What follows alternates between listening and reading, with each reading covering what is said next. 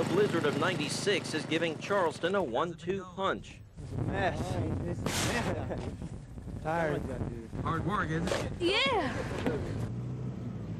Up to 21 inches of snow blankets the city as residents dig out from one of the heaviest snowfalls of the century.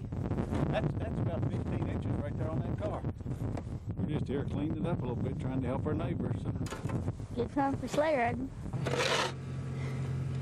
Well, one thing about it, it's not as bad as the snow was in '87. State workers got a day off. A plow was the only traffic around the Capitol Dome. Plows also tried to clear the streets around City Hall. City and county governments stood still. Well, common sense should prevail, you know, but so far I don't think they know what common sense means. Police shut down this turnpike exit ramp in Kanawha City.